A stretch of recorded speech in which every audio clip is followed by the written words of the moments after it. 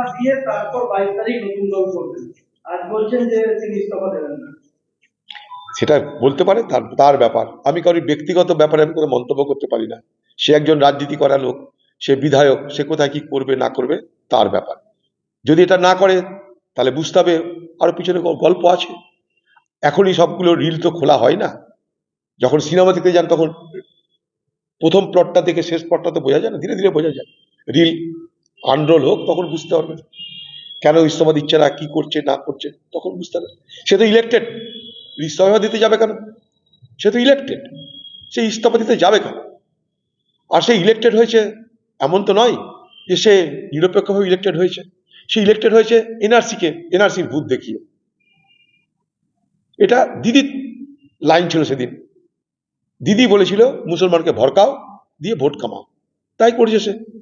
সে তো ইলেক্টেড হয়েছে, হঠাৎ করে ইলেক্টেড তো মানুষ করেছে তাকে, সে যেভাবে মানুষকে বোঝান, সে পদত্যাগই বা করবে কেন? এটা তো বড় প্রশ্ন। দিদি তাকে তো তাড়ায়নি, দিদি তাকে সাসপেন্ড করেছে। দিদির অনেক বড় মন, তাকে সাসপেন্ড করেছে, তাড়ায়নি। কিন্তু দিদির সেই বড় মনের কাছে হয়তো আবার কিছু আশা করা যেতে পারে। এখন তো বাবরি মসজিদ তৈরি হয়ে যায়নি, সরকারি টাকা আসতেও পারে। যেমন দীঘাতে জগন্নাথ মন্দিরে টাকা এসছে, মহাকালে টাকা আসছে, মসজিদও টাকা আসতে পারে। মুসলমান সম্প্রদায় কাউরির টাকা নিয়ে করে না, এটা আমি জানি, তবে অফার আসতেও পারে, জানি না এগুলো। মন্দির মসজিদ নিয়ে আমরা রাজনীতি করছি না। আমরা বলবো এই ভারতবর্ষের সকলের অধিকার আছে তার ধর্মীয় স্বাধীনতা রক্ষা করে চলার। আমাদের সংবিধান আমাদেরকে সে অধিকার দিয়েছে। সংবিধানে যে গোল্ডেন ট্রায়াঙ্গেল আপনারা দেখুন, সেখানটায় 19, 21, 14 দেখুন আমাদের আর্টিকেলগুলো। সেই গোল্ডেন ট্রায়াঙ্গেলে ভারতবর্ষের প্রত্যেকটা মানুষের তার ধর্ম, তার সংস্কৃতি, তার স্বাধীনতা, তার সার্বভৌমত্ব, তার স্বাধীন মতামত সমস্ত কিছু প্রকাশের অধিকার আছে এবং পালন করারও অধিকার আছে। মসজিদ তৈরি করার অধিকার আছে, মন্দির তৈরি করার অধিকার আছে, কিন্তু মন্দির ভাঙার কোনো অধিকার নেই, মসজিদ ভাঙার কোনো অধিকার নেই। এটা যেন মাথায় থাকে। মসজিদ ভাঙার কোনো অধিকার কারোর ছিল না, মন্দির ভাঙারও কোনো অধিকার কারোর থাকবে না। এটাই হচ্ছে ভারতবর্ষের আসল ধর্মকে চেহারার সব থেকে বড় স্পষ্ট ব্যাখ্যা। সেই জায়গাটা আমরা যদি কেউ করি, তার প্রতিফলন ঘটবে। বাবরি মসজিদ থেকে ভাঙা হয়েছিল, উল্লাস করা হয়েছিল, কিন্তু সেদিন মুসলমানদের মধ্যে ক্ষত তৈরি হয়েছিল যে আমাদের মসজিদটা ভেঙে দিল। সেই বাবরি মসজিদে নামাজও কেউ পড়তো না। স্বাধীনতার পর থেকে বাবরি মসজিদে কেউ নামাজ পড়েনি। নামাজ না পড়লে সেটা মসজিদের গুরুত্ব থাকে না, কিন্তু তবুও মুসলমান মনে করেছিল এটা আমাদের একটা সম্পত্তি, এটা আমাদের পরিচয়। সেইটাকে তখন ধ্বংস করে দেয়। ক্ষতটা ছিল, মানুষ মেনে নিয়েছিল, কারণ সুপ্রিম কোর্ট অর্ডার দিয়ে দিয়েছিল, মানুষ মেনে নিয়েছে। অযোধ্যায় এই নিয়ে কোনো বিতর্ক নেই। সেখানটায় দুই সম্প্রদায়ের মানুষ তারা তাদের মতো করে জায়গা নিয়ে তারা তাদের মতো করে প্রতিষ্ঠান করছে। এখানে আমাদের তো কিছু করার নেই, সুপ্রিম কোর্ট হস্তক্ষেপ করেছিল। ইতিমধ্যে 55 লক্ষ ছাড়িয়ে গিয়েছে বাদ যাওয়া নামের তালিকা। বিজেপি বলেছিল 1 কোটি। বিজেপি তো সব আগে থেকে জেনে গেছে। বিজেপি সব জনতা গামছাওয়ালাদের বসে আছে, ভেবেছিল যা কিছু তাই করে নেবে। এখানকার মানুষ সতর্ক হয়ে গেছে, তাই পারছে না। 55 লক্ষের আরো বেশি হতে পারে, আমাকে অস্বীকার করছে না। কিন্তু নির্বাচন কমিশন বলার আগে বিজেপি নেতা কি করে বলে? প্রশ্ন আমার এই জায়গাটায়। নির্বাচন কমিশন এসআইআর করাচ্ছে, এসআইআর কত লোক বাদ গেল, কত লোক ঢুকলো, এতে এসআইআর নির্বাচন কমিশন বলবে। সেটা বিজেপি নেতারা ফোরকাস্ট করছে কি করে? তাহলে কি বিজেপি নেতারা বলে দিয়েছে, ম্যান্ডেট দিয়ে দিয়েছে যে তোমাকে এতটা বাতিল করতে হবে ভোট, এতটা ভোট তোমাকে কমাতে হবে? এই কথা রাহুল গান্ধী বলছে বরাবর। রাহুল গান্ধী ঠিক এই জায়গাটাই বলতে চাইছে যে বিজেপি পার্টির নির্দেশে নির্বাচন কমিশন ভারতবর্ষে তারা কিন্তু এই ভোটার লিস্টে তারা নানা রকম ভাবে দুর্নীতি করে মানুষের ভোটের অধিকার কেড়ে নিতে চাইছে। ডিসএনফ্র্যাঞ্চাইজমেন্ট, অর্থাৎ মানুষের ভোটের অধিকার থেকে বঞ্চিত করতে চাইছে ভারতবর্ষের নির্বাচন কমিশন। কেন? বিজেপির নির্দেশে। বিহারে তারা পেরেছিল অনেক বেশি, আরো তাদের লক্ষ্য ছিল বেশি, কারণ বিহারের সরকারটা ছিল বিজেপি পার্টি। কিন্তু আরো তাদের যে লক্ষ্য ছিল 1.5 থেকে 2 কোটি, সেটা তারা পারেনি। তার কারণ সেখানটায় বিজেপির বিরুদ্ধে যে সমস্ত দল নির্বাচন করেছে তাদের তরফ থেকে, এবং বিশেষ করে রাহুল গান্ধীর ভোটার অধিকার যাত্রা এবং এক পর্যায়ক্রমে প্রচার এবং সমস্ত তথ্য দিয়ে হরিয়ানা থেকে আরম্ভ করে মহারাষ্ট্র থেকে আরম্ভ করে সমস্ত তথ্য দিয়ে যেভাবে মানুষের কাছে এই ভোট চুরির কথাটা পরিবেশিত হয়েছিল, তাতে মানুষ কিন্তু বুঝেছিল যে নিজেরা সতর্ক না হলে ভোটার লিস্ট থেকে নাম কাটা যাবে। এবং আমি আবার বলছি, টার্গেট যদিও মুসলমানকে করছে তারা, কিন্তু সেটা ঠিক নয়। মুসলমানের ভোটার লিস্টে নাম কাটবার চেষ্টা করলেও তারা অনেক বেশি প্রিপেয়ার্ড পেপারপত্র নিয়ে এই বাংলায়, বিহারে কিছু জানি না, এই বাংলায় মুসলমান সম্প্রদায়ের মানুষ পেপার পত্র নিয়ে অনেক বেশি প্রস্তুত, কারণ তারা জানে এই টার্গেট করবে তাদেরকে ভোটার অধিকার কেড়ে নেওয়া। বিপদে পড়বে এই পশ্চিমবঙ্গের প্রান্তিক, গরিব, দলিত, শিডিউল কাস্ট মানুষেরা, যাদের অভাব আছে, যাদের কর্মের জন্য এখানে সেখানে দৌড়ে বেড়াতে হয়, যারা অতটা প্রভাবশালী নয়, তাদের কিন্তু বিপদ হবে। যারা মনে করেছে এই তো আমাদেরই দেশ, এখানে আর কি হবে, তাদের কিন্তু বিপদ হবে। যাদেরকে বুঝিয়েছে বিজেপি এটা তোমাদের দেশ, তাদের কিন্তু বিপদ বেশি হতে পারে বলে আমার সন্দেহ এবং আমার আশঙ্কা। তৃণমূলের বিপদ হবে এই বিপুল নাম আছে। হ্যাঁ, সাধারণ মানুষের তৃণমূলের বিপদ কার বিপদ হবে যায় না, সাধারণ মানুষের বিপদ মানে বিপদ। আমি কি বলতে পারবো কটা তার মধ্যে বিজেপির ভোট ছিল, কটা টিএমসির ভোট ছিল? তবে এটা আমি দেখেছি মতুয়া সম্প্রদায়ের মানুষের মধ্যে একটা আশঙ্কা আছে। যা বলেছিল বিজেপি সেটা করতে পারছে না, সেটা তারাই বলছে। তারা আমাকে ডেকেছিল, আমি গেছিলাম, আবার যাব তাদের কাছে। এটা কিন্তু একটা চলছে বাংলায়, আর না ধর্মময় হয়ে যাচ্ছে। তো হচ্ছে তো বটেই।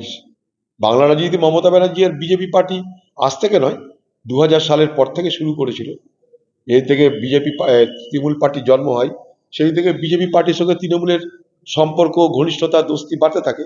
আর তার হাত ধরে ধীরে ধীরে বিজেপি পার্টি এই বাংলায় তার রাজনৈতিক শক্তি বৃদ্ধি করতে থাকে। আপনারা দেখেছেন মমতা ব্যানার্জির সঙ্গে টিএমসি পার্টির সঙ্গে বিজেপির কখনো নির্বাচনী জোটও হয়েছিল।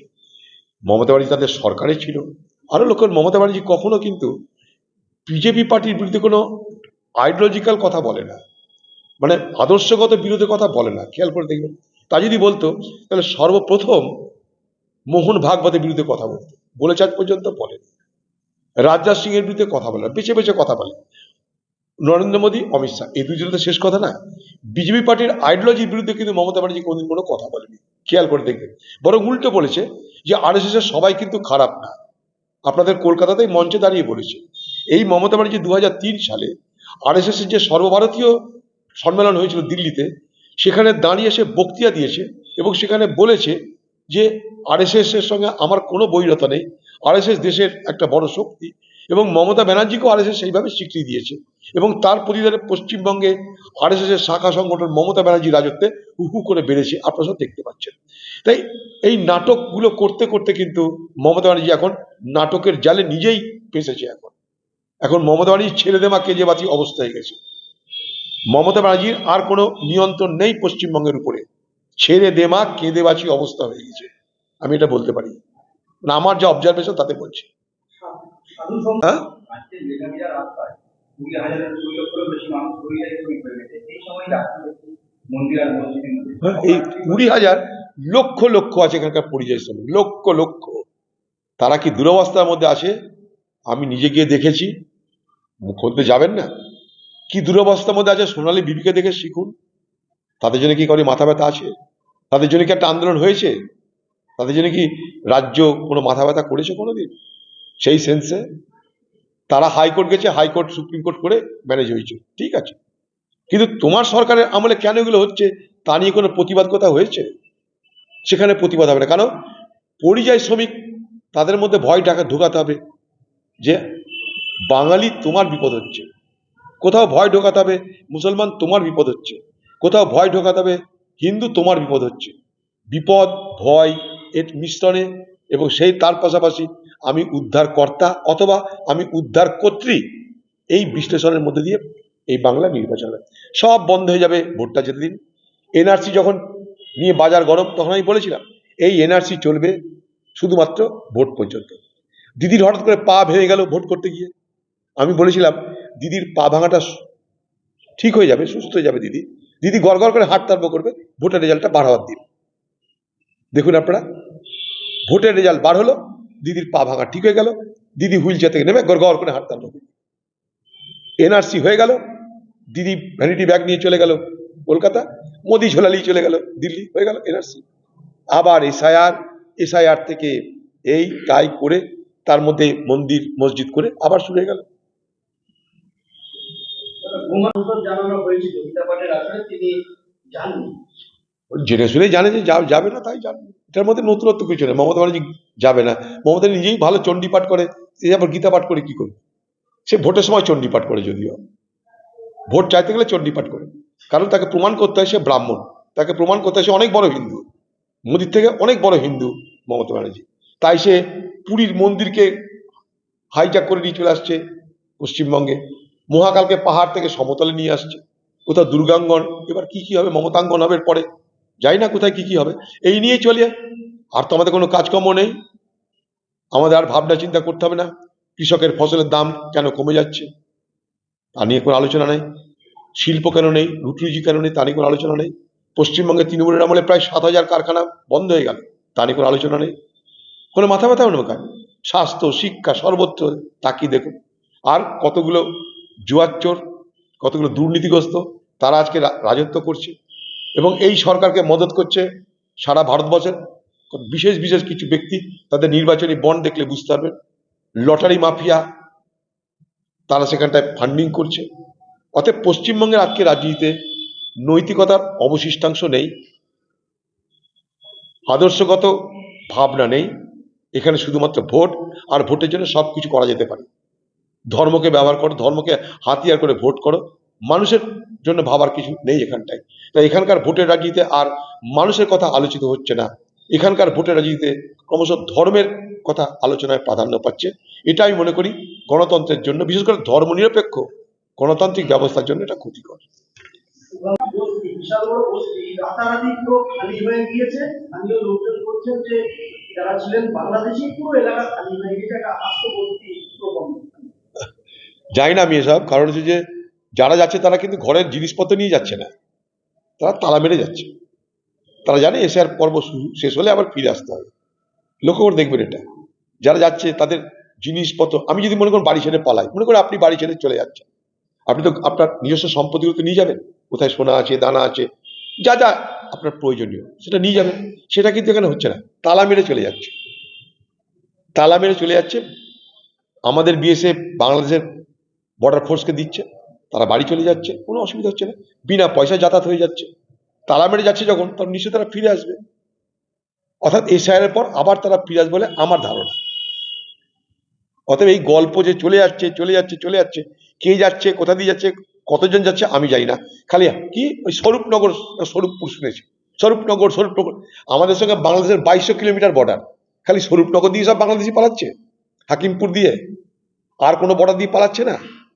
কিন্তু আপনাদের কাছে খবর আছে শুধুমাত্র স্বরূপনগর দিয়ে পালাচ্ছে, অথচ 2200 কিলোমিটার বর্ডার, ভাবার একবার চেষ্টা করুন। এবং সমস্তটাই পোরাস, সমস্তটাই ছিদ্রা, মানে ছিদ্র ছিদ্র সব এলাকা, পোরাস বর্ডার, মানে সেখানে হাজারটা ছিদ্র আছে, যা তাতে কোনো অসুবিধা নেই, অথচ শুধু স্বরূপনগর দিয়ে যাচ্ছে সব। ব্যাপারটা আমার কাছে একটু মানে কৌতূহল জাগিয়েছে। ছবি দেখেছি বেলডাঙাতে, তাতে হিন্দুরা বিপদে রয়েছে। কে বলছে? সুকান্ত মজুমদার। গতকাল বেলডাঙায় যে ছবি আমরা দেখেছি, এর থেকে স্পষ্ট হিন্দুরা বিপদে আছে। কেন এত এত ভারতবর্ষ তো হিন্দু প্রধান যে দেশ, এই ভারতবর্ষের প্রধানমন্ত্রী তো হিন্দু সম্রাট বলে বাজারে প্রচার করে। সে হিন্দু সম্রাট না বলে হিন্দু প্রজাদের বিপদ কেন হবে মাথায় ঢুকছে না। যেখানে সম্রাট হিন্দু, সেখানে হিন্দু প্রজাদের এত ভয় ভীতির কারণ জানছি না, এটা হচ্ছে চালাকি। ভয় না ঢোকালে ভোট হয় না, মমতাও করে মোদিও করে, ভয় না ঢোকালে ভোট হয় না। হিন্দুর মধ্যে ভয় না ঢোকালে ভোট হবে না, মুসলমানের মধ্যে ভয় না ঢোকালে ভোট হবে না। তাই ভয় হচ্ছে ভোটের একটা অস্ত্র। আর সেই ভয় শুধু নয়, ভয় না দেখালে ভোট হবে না, আর ভয় পেলে আমি আছি, অর্থাৎ মাসিহা। এটাই ভারতবর্ষের শুধু নয়, বিশ্বের সর্বত্র এইভাবেই যারা স্বৈরাচারী তারা মানুষকে বিভ্রান্ত করে। ভয় থেকে ভোট, আর ভয় থেকে উদ্ধারকর্তা, এই হচ্ছে গল্প। এইভাবেই পশ্চিমবঙ্গে ভোট হয়েছে দেখেছেন আপনারা, এনআরসি এনআরসি এনআরসি করে, এখন স্যার স্যার স্যার করে। তাতে মানুষের কি হয়েছে জানি না, ভোট তো হয়ে গেছে, আমরা কংগ্রেস হেরেছি, ঠিক আছে, আর একটা কোনো কথা না, কিন্তু কথা হচ্ছে লাভ কার হয়েছে, সমাজের ক্ষতি হয়েছে, সমাজে কোনো নিয়ন্ত্রণ থাকছে না, নিরপেক্ষ কথা বলার লোক থাকছে না। নিরপেক্ষ কথা বলা জরুরি আজকের সমাজে, আজকের দিনে বলে আমি মনে করি খুব জরুরি। আমার আপনার পরিচয় শুধুমাত্র ধর্মের পরিচয় হতে পারে না, আমি আপনি নাগরিক, সেই নাগরিক পরিচয়টাও আমাদের বহন করতে হবে বলে আমি মনে করি।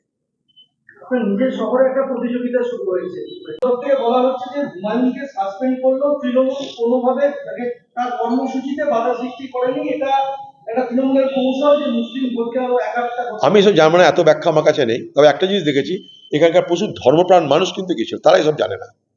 যারা মাথায় ইট নিয়ে যেতে পারে তাদের কাছে এসব গল্প খাটে না। পকেট থেকে পয়সা দিয়ে নতুন ইট কিনে নিয়ে সেখানটায় গেছে, তাদের এই ধর্মীয় আবেগটাকেও কিন্তু বোঝার চেষ্টা করতে হবে। এটাকে, ওটা তো অন্য ব্যাপার, মমতা ব্যানার্জির চালাকি মমতা ব্যানার্জির চালাকি, বিজেপির চালাকি বিজেপির চালাকি, কিন্তু যারা কালকে গেছিল একটা বড় অংশের মানুষ, তারা কিন্তু ধর্মপ্রাণ মুসলমান, এটা আমাকে মানতেই হবে।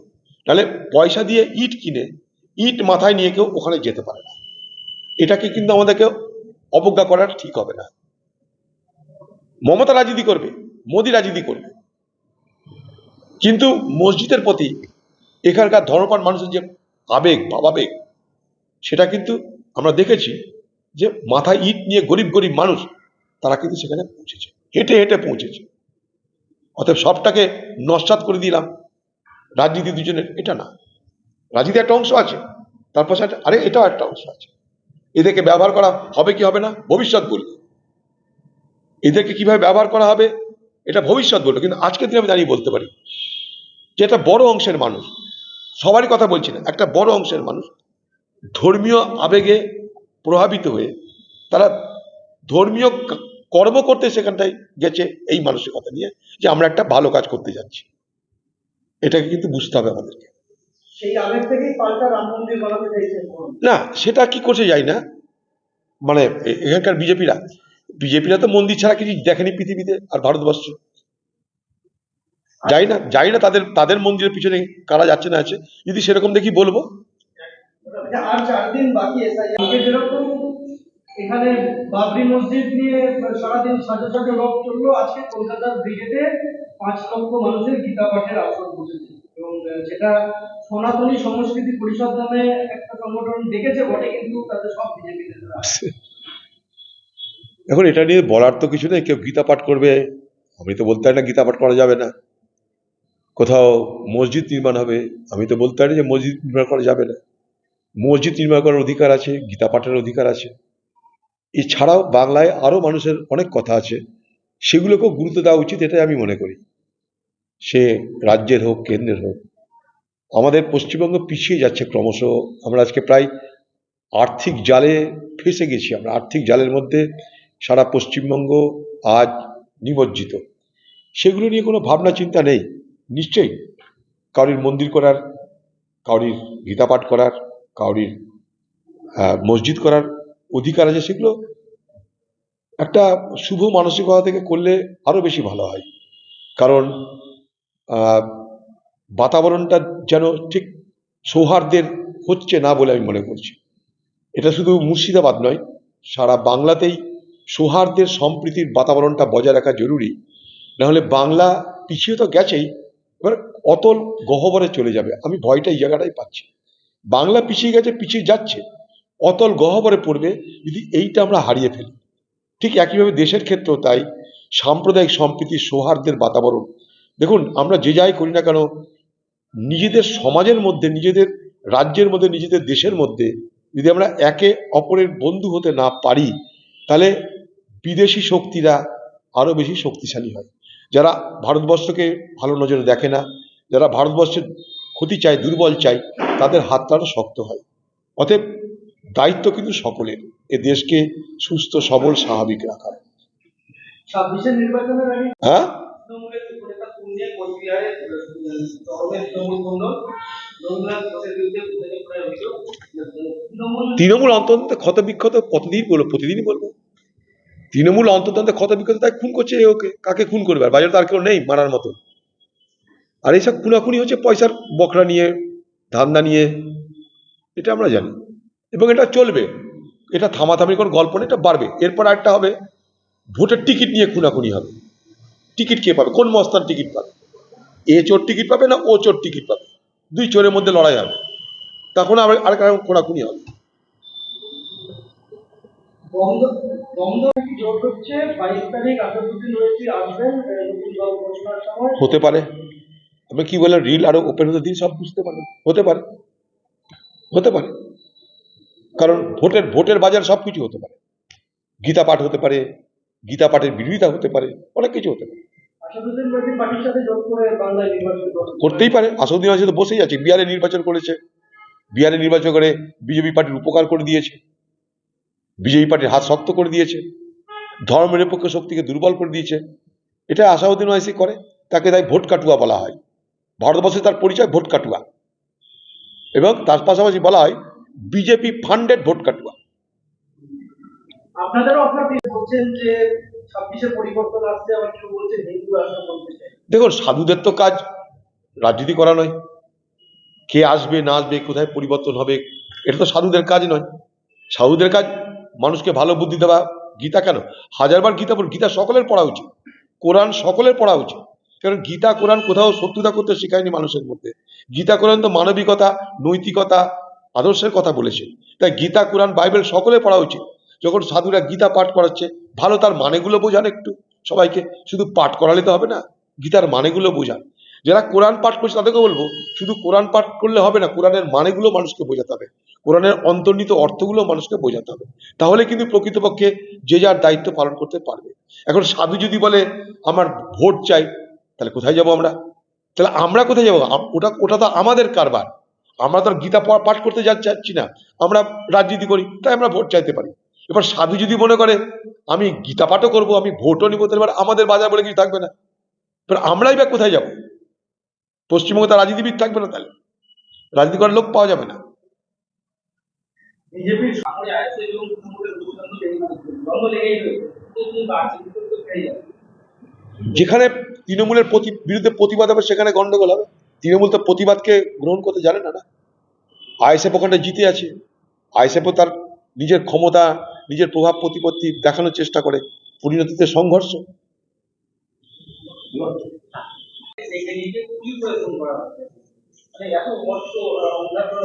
বাংলায় অস্ত্র থাকবে না, যেখানে দিদি আছে সেখানে তো অস্ত্র থাকবে। দিদির সরকারের, পশ্চিমবঙ্গের তৃণমূল সরকারের ক্রেডিবিলিটি এটা। সহজলভ্য অস্ত্র, সহজলভ্য বোম, সহজলভ্য খুনি, সহজলভ্য টাকা, এটা পশ্চিমবঙ্গ সরকারের, এটা হচ্ছে ক্রেডেনশিয়াল। এটাই তাদের সব থেকে বড়, পশ্চিমবঙ্গের মানুষকে তারা দিতে পেরেছে। তাদের সব থেকে বড় প্রশংসাপত্র এইখানটাতে। হুমায়ুন কবির বলেছেন যে তার প্রতিপক্ষ বিজেপি এবং তৃণমূল, কংগ্রেস এবং সিপিএম আমার সাথে আসুন, একসাথে ভোট করতে আমাদের আপত্তি।